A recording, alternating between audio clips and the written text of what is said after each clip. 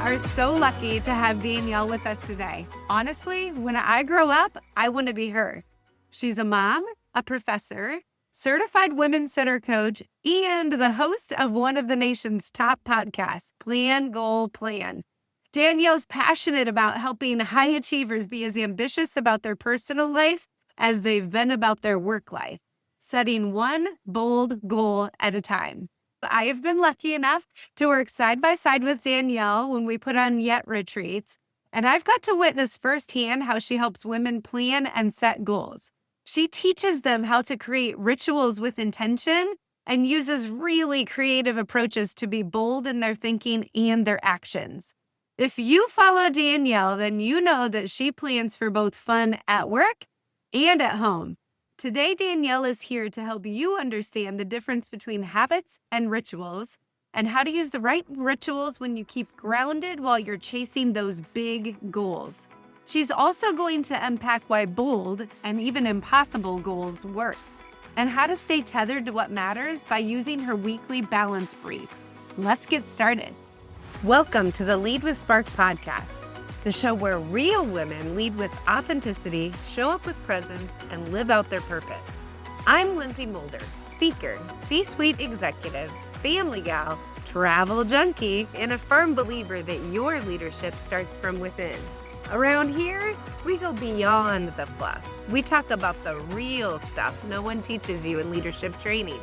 Your values, your superpower strengths, boundaries to stop burnout, and how to quit being the chaos coordinator of your own life. Whether you're building a business, leading a team, or just trying to stop feeling stuck in the daily grind, this is your space to get clear, get aligned, and finally lead with confidence. So let's cut the noise and reconnect with the spark that makes you, you. Let's go get our spark on. Danielle, I'm so excited that you are here. And for my listeners, Danielle has been a great friend, and she actually helped me launch this podcast. So I have gotten to learn from her, be a friend, be in the same community for, gosh, how long have we known each other now? I think maybe going on 2 years. Oh my goodness. Yeah. Maybe even longer. I don't know. That's crazy. Time flies. You're just such an amazing person, and I'm so glad that my listeners get to learn from you. But some of them might not know you. So why don't you introduce yourself, share a little bit about you and a little bit about your work? Yeah. So hi, y'all. I'm so excited to be here. Lindsay is the jam, and I'm so grateful for her friendship, for her knowledge, and for her leadership. And so I am a mom of 2 wild kiddos, 2 wild puppies.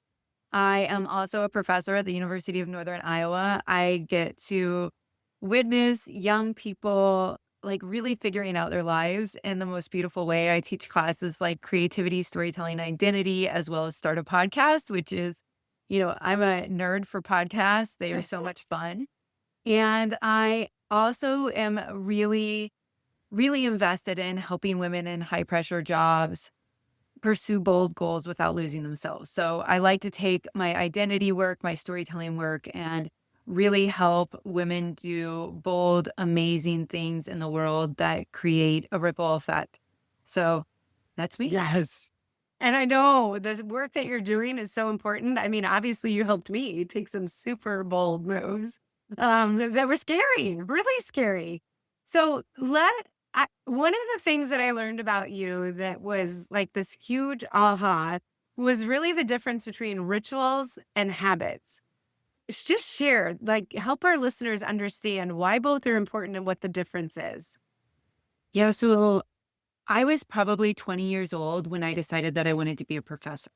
I worked in this office where all these professors worked, and I was like, this looks like a pretty good life. And so I said, you know what? I'm going to be a professor. I'm going to do this. They get to write articles and do research. They get to travel. They get to teach. Let's go. And I told a few of the people in my life that, hey, I think I'm going to be a professor. And they were like, you have to get a PhD to do that. And I was like, yeah, I know. And they're like, do you? And like, you know what that is. And they're like, you know what it is? You know how long you have to go to school? And I realized that what I kind of heard in that is that they didn't believe I could do it. And I wasn't the smart kid. when I was growing up. Like, I was the weird kid. All of my report cards describe me as unique. And so, so I never struggled with school, but I wasn't that smart kid. And so I told myself that if I was going to get that PhD, I was going to have to work twice as hard Oh, yeah. to do it. And so that's what I did. And so if there was a habit, work habit, life habit, study habit, you have a habit, I'm going to stack it. And that's what I did. I developed all of the habits and it worked. I got the PhD, I got the job, I got tenure, and it only took me until I was like 35. Yeah.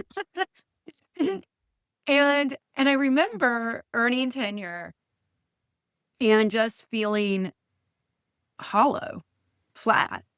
Like, here I was accomplishing this thing that I had been working on my entire adult life. And I should have been elated. I should have been thrilled. I should have felt like, go me. I did this thing that Right. also other people didn't think I could do, and I did it.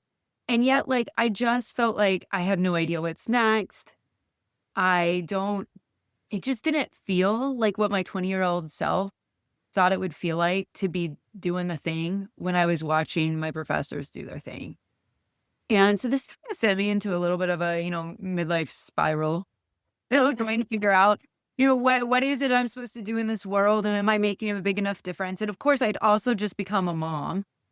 So, Piled on top of the pressure. Yes. oh yeah, so here you are, you're like, you're lucky if you can go pee without someone else in the room with you.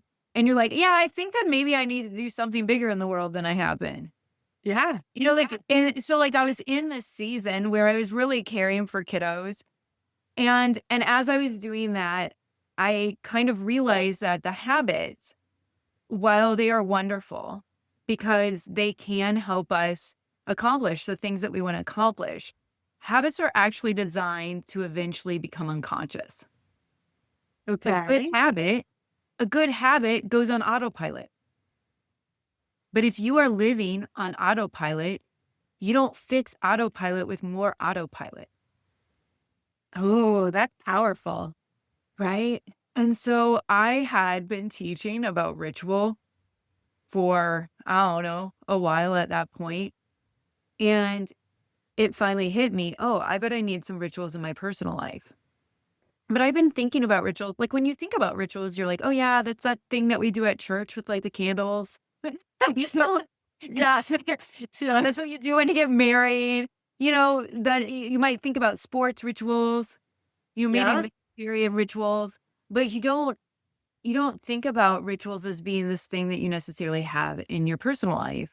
But I was teaching people rituals in my classrooms and talking about cultural rituals. And I would use rituals in my classroom to create a sense of community in my classroom. And I was like, maybe what it is that I need to figure out, where do I want to have habits in my life that can be on autopilot? Because I do need to offload some of that mental load. Yeah. Right. But then where are those places where I actually need to hold on to the meaning? I need to remain conscious. I want to remain present. I don't want to go on autopilot. And so I started to think about different transitions in my day that needed to be rituals, not habits. And so, Interesting. yeah. And so I started to infuse rituals in particular places. Like I said, a lot of times places where I was in a space of transition in my day. So like thinking about, going from, shoving the kids out the door and off to school to, going and turning on my work brain, that also like I would find myself, and I'm sure other parents that are also leaders find themselves, you get home from work and your work brain's still on. So you're making dinner, you're like helping your kids with their homework, but in the back of your head, you're like, oh, should I respond to that email this way? How am I going to solve this problem at work? Like, and I realized I needed to have a way to shut that down so that I could be present at home. Yeah, that I think is where it's been most beneficial for us. Mm. Both me and my husband. I kind of was interestingly enough, I was in the situation where I had copied other people's habits and thought that those habits, because they were people that I looked up to, I saw as successful, ambitious people, whatever, I paid attention to their habits, and so I copied them. But in my skin, they weren't the right habits. And so it wasn't that they became autopilot. It was that every time I did it, I was building resentment. It didn't feel right. It didn't work for me. And so I had to take your practice and turn that into rituals that made it work for me and my skin and my family and made it authentic to who I was. And I think those are some of the biggest ones. You've got 2 wild childs. I had 4 crazy boys.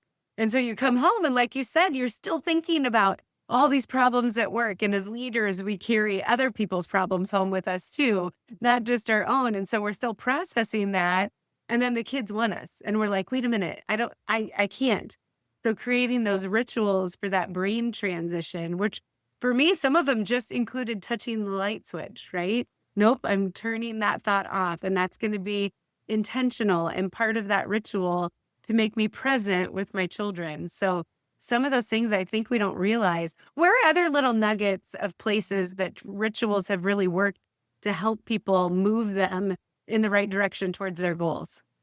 Ooh, well, one, I really love the example of touching the light switch and just saying, I'm turning this off. It could be like walking out of your office and turning off the lights, something that you already have to do.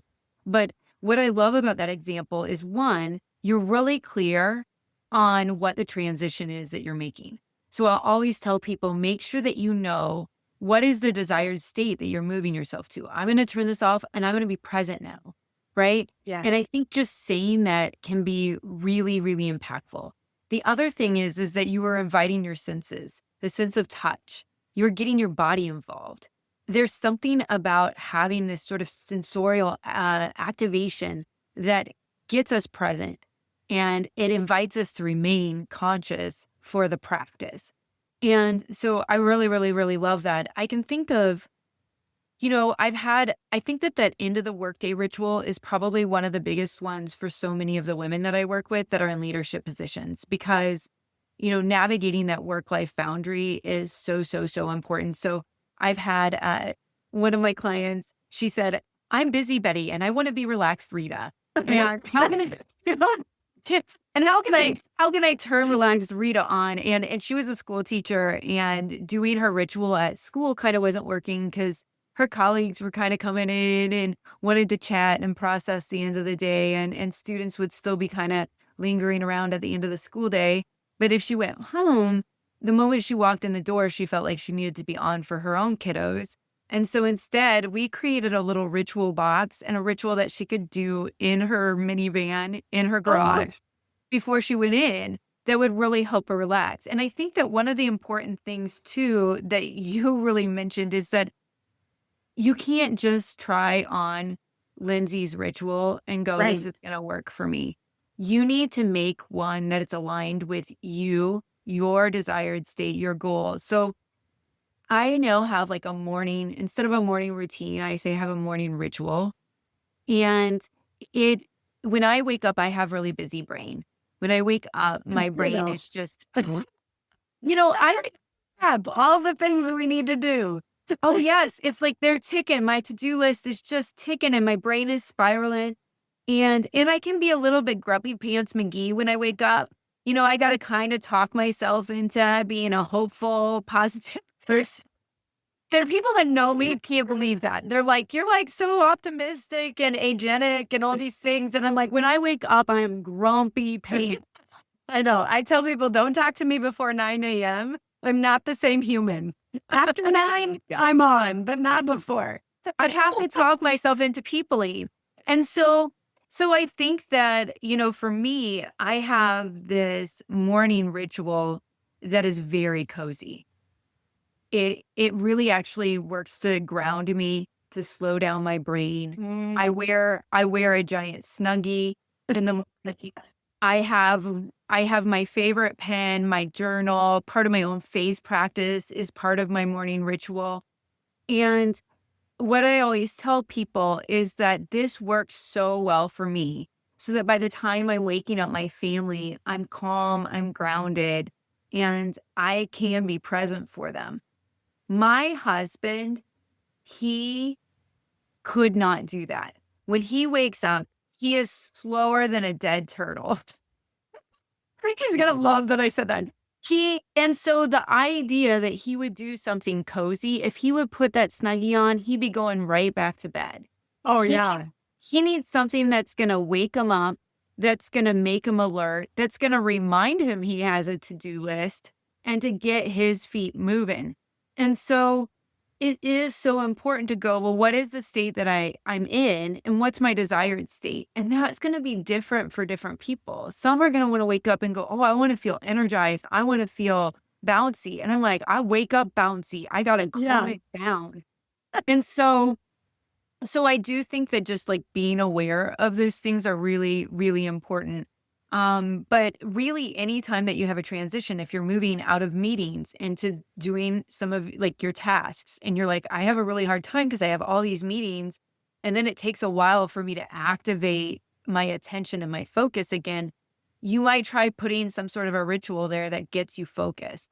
If you are, moving between anytime that you're moving kind of between different states, I would think, is there a time that you can have a ritual there? And rituals are great leadership tools. So I use rituals as a way to get my students at the start of class to be in the state that we want to be together. So I'll ask them, we just started class on Tuesday. We just launched our semester.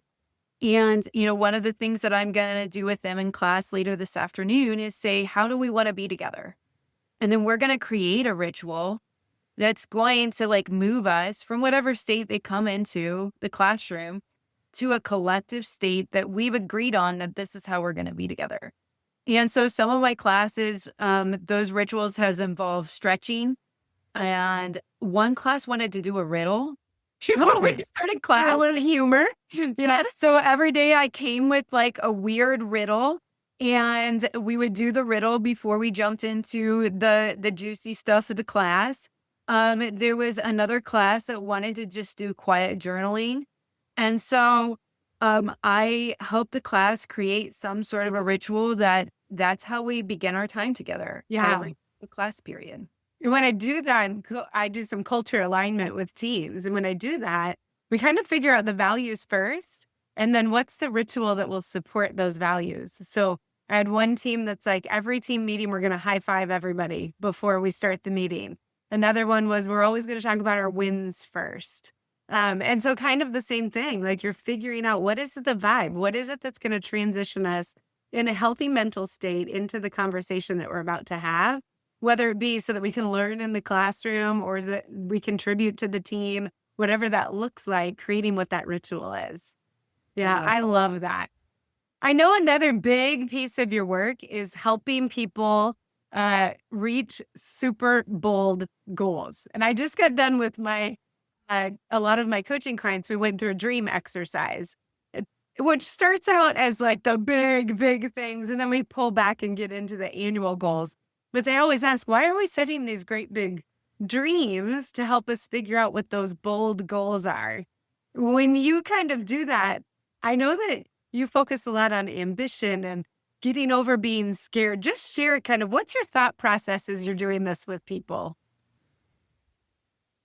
So just last Friday, I held your bold goal workshop. Okay. And in it, one of my clients said, is it gross to have a bold goal? She said, I sort of feel like what I want is to be known. And is that gross? Ooh. And it was so interesting because as we were talking, y'all, she wasn't like seeking fame. She wasn't, trying to be a super billionaire, trillionaire. Like she wanted to do work that was going to have a meaningful impact on other people's lives. And she wanted to be good enough at it that people knew her as a person they could go to for that. And I was like, that is not gross. No, that's amazing. I said, isn't that amazing? And I was like, let's pause for a moment. Like if a kid said to you, hey, I want to be an astronaut, would you say, get real? Right. If someone came to you and said, hey, I think I want to win robotics at the state level this year, would you say, nah, like how audacious of you? Right. I want that. And I really got to start thinking about like at what point in growing up does being ambitious become suspicious? Ooh, that is There- interesting. That's where those limiting beliefs, that's that initial plug-in to that folder in your brain that says, don't consider this again. You're bragging, you're boastful, you're whatever that thing is in your mind that takes over.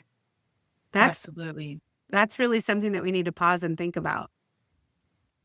And so I love, I think it's Rutger Bergman has a book called Moral Ambition.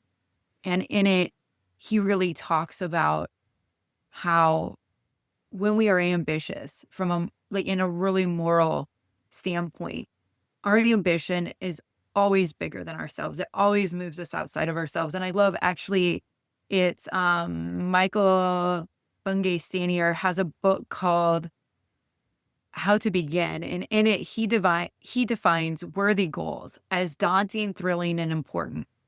You know, Ooh. like, is it a little bit scary? Is it a little bit exciting? And does it move beyond you? Is it important? And I love that definition of a worthy goal.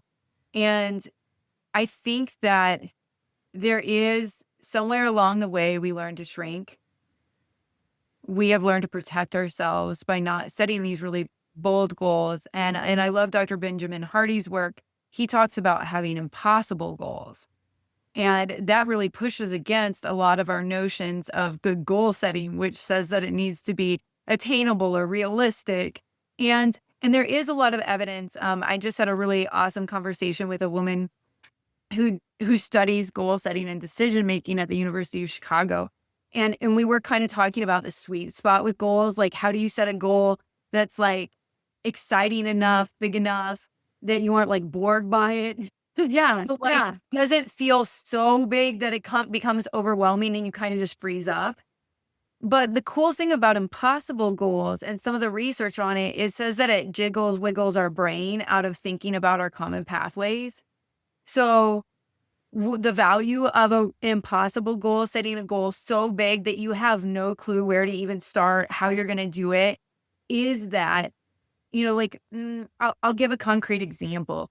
If I were to say, hey, so like right now, I have like, I don't know, 2,400 followers on LinkedIn.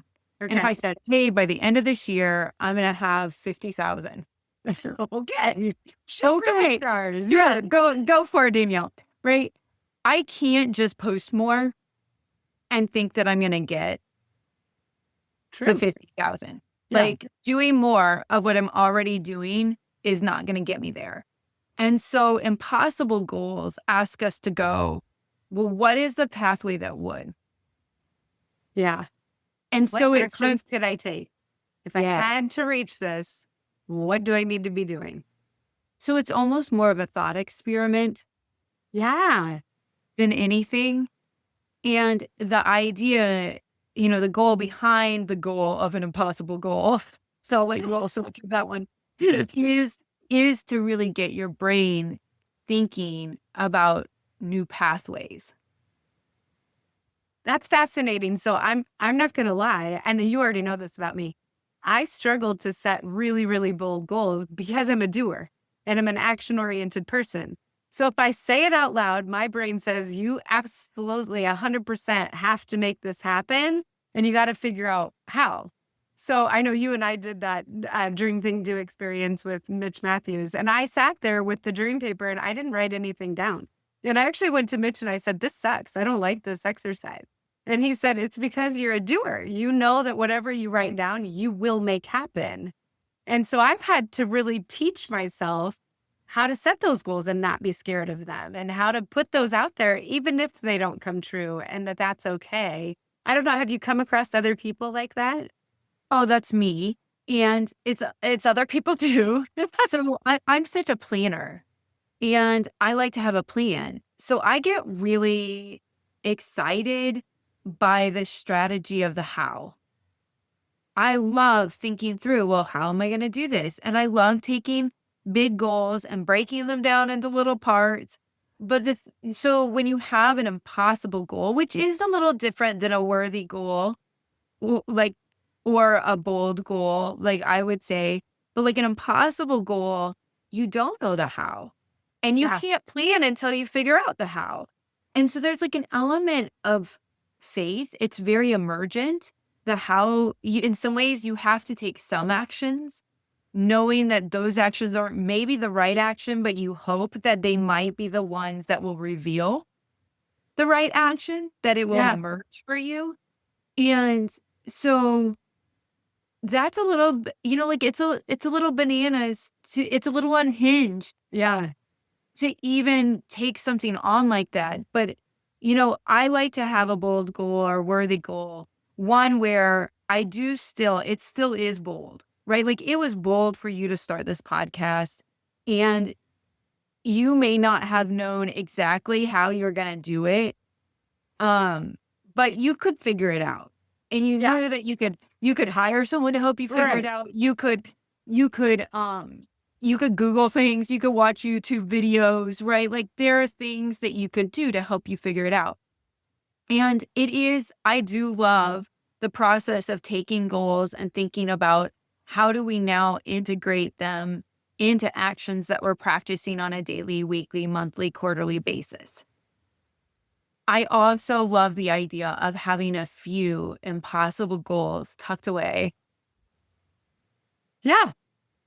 Because they still are a focus. When you write it down, when you say it out loud, when you share it with a friend, it is still something that your mind is thinking about. And so all of a sudden that thing will pop up and you're like, wait a minute, that's 1 degree closer. That's one micro movement that I can make to start to drive in that direction. And so as those things start to add up, you're like, wow, this might not be impossible anymore.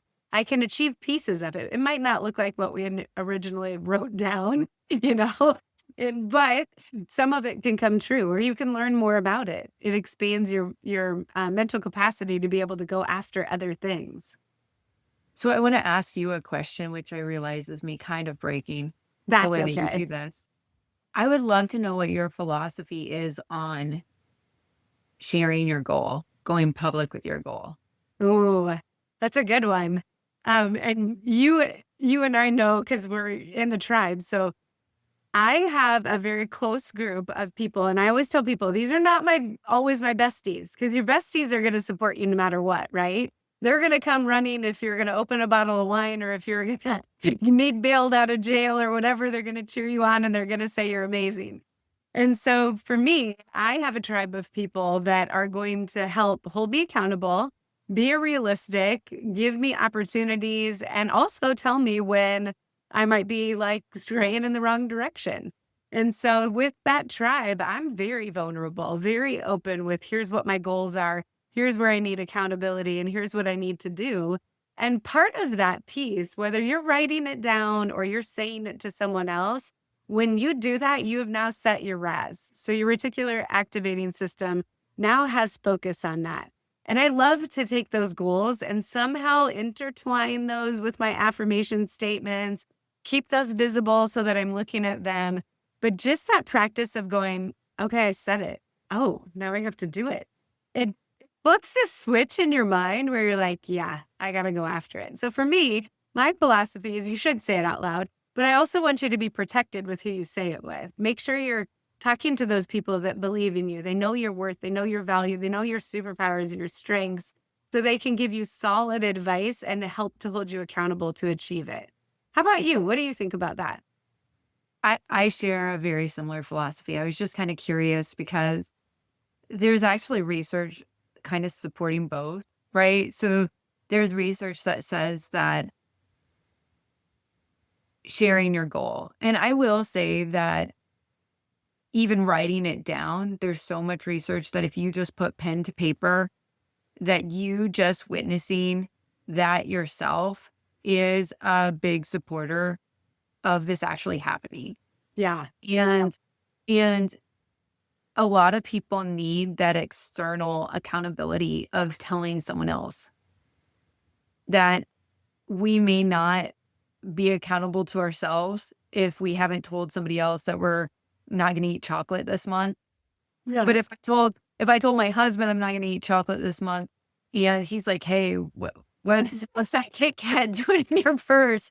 that like that we will sort of hold ourselves accountable if we share that with others, but who we share it with, and really the really big ones, I think we might even be more protective of to a certain extent, do matter. So like on one hand, there is also research that shows that, let's say you go onto Facebook or LinkedIn or someplace and you're like, hey, this is my goal. You might start getting the rewards as if you've already done it. So like, let's say I'm going to be a TEDx speaker and everybody's like, oh my gosh, Danielle, that's so awesome. High five. Go you got this, right? I might already start be getting the social rewards of having done the thing, even though I haven't done it. Wow. So then like lessen my need to actually do it. And so, and I would also say, sharing on social media is this weird space where not all of those people are the people that you can trust or are going to call you out. We loosely have a relationship with somebody. Yeah. And so like, I think that that's like a really interesting place, but at the same time, like maybe you have a really impossible goal and you just share it and it's actually somebody seeing it that does know the how and is like, ooh, I want to connect you with this person. I think they could really help you. Maybe that's what unlocks it. So I think that it's flipping complicated. It is. But my general approach has been find someone to share it with, but share it with someone that will both protect your dream. They're not going to go like, really, that's what you want to do? Right. You're crazy. But they also are going to kind of hold you to it. Yeah. I've been playing with this other concept because you know that I'm dyslexic, so I don't like to write down a whole lot of things. And I know you're familiar with dyslexia too. It's like the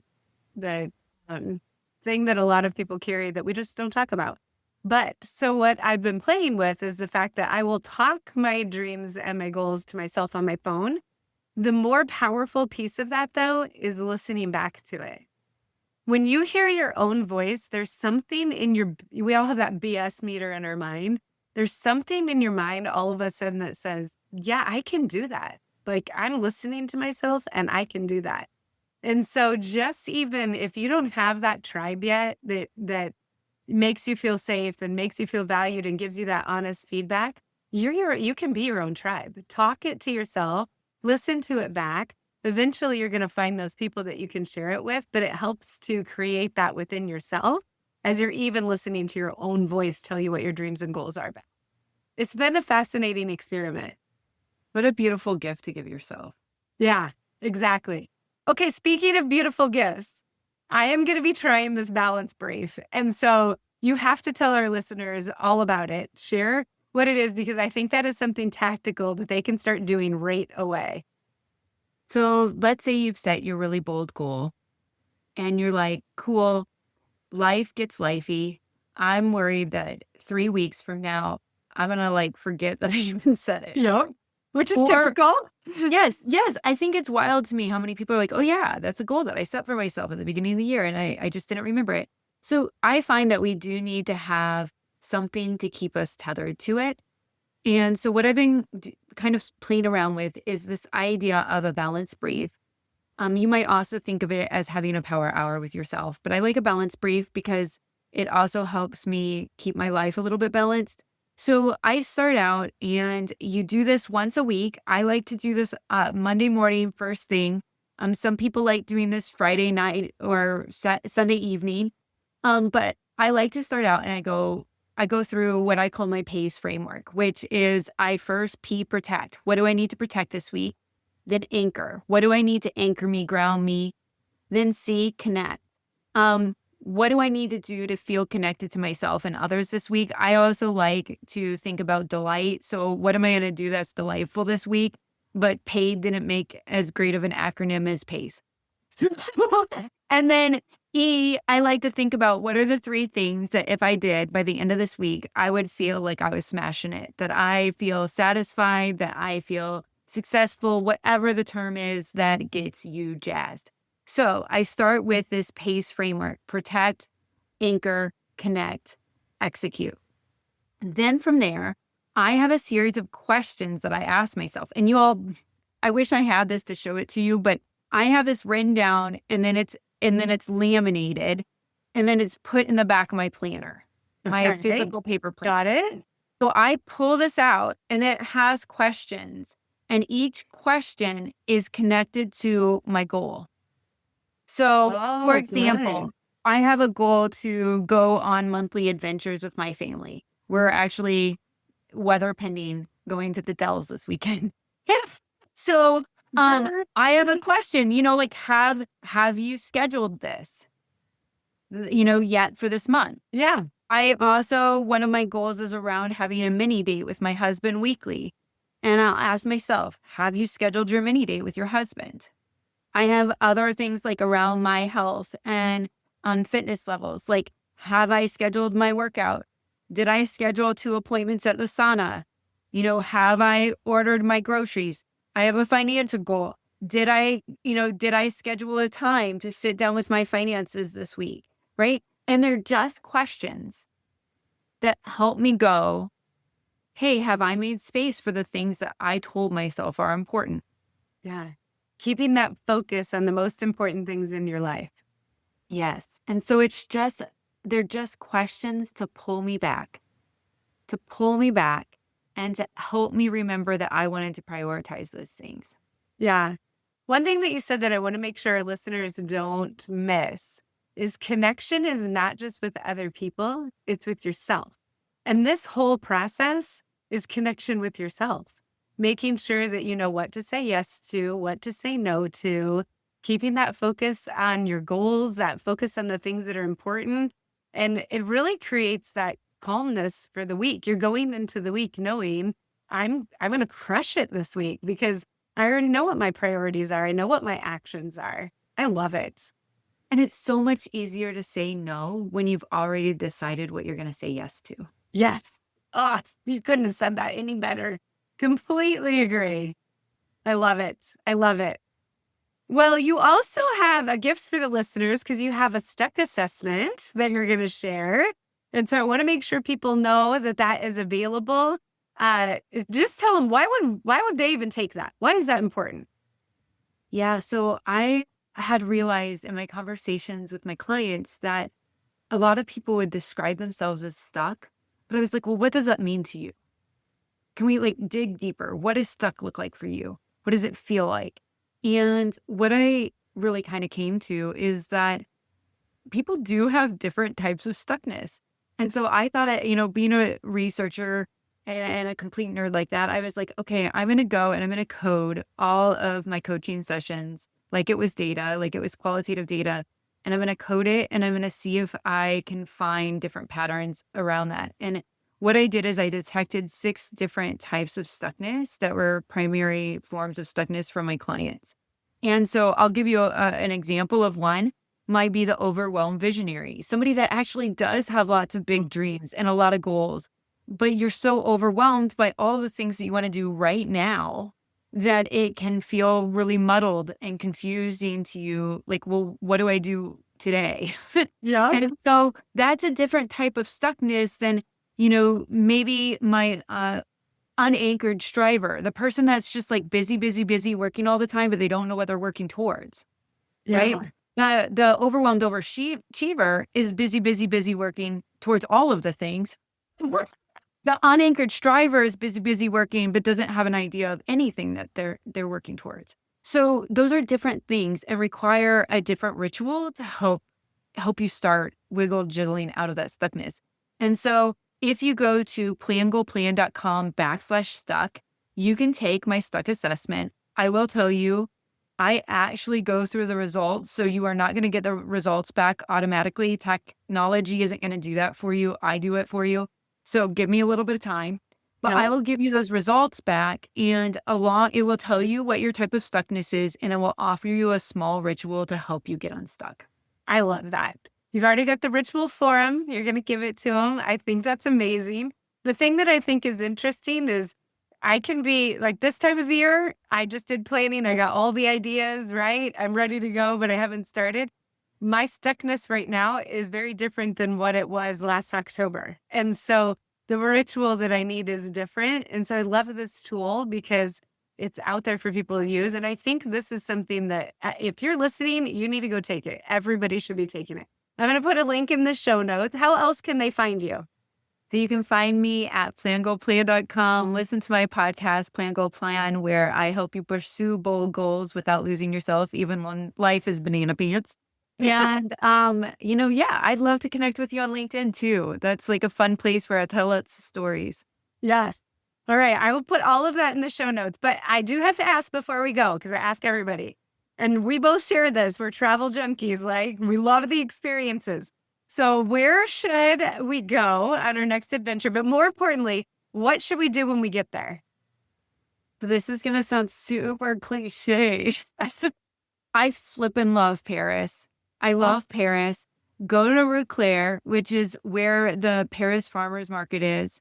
Get yourself some cheese. If you're a wine person, get your wine matched to the cheese. If not, just like grab some beautiful fresh fruit with your cheese and go walk, sit outside a park outside of the Eiffel Tower or Napoleon's tomb and eat some cheese. Yes. Yes. I am there. We should plan that trip together. I think let's go. I love it. All right. Well, thank you so much for being here. And for everyone listening, I hope that you really take advantage of these offers. And I want you to go create some rituals because those rituals are going to help you lead with spark. Well, that's it for today. Thanks for being here and for doing the work to lead yourself first. If this episode sparked something for you, take a second to subscribe, leave a review, or share it with another woman who's ready to own her leadership. And remember, the way you lead your life is the way you lead everything else. If you or your organization are looking for a speaker, an impactful workshop, or an executive coach, head over to lindsaymolder.com and let's connect. Keep showing up. Keep leading with spark. You got this. I'll see you next time.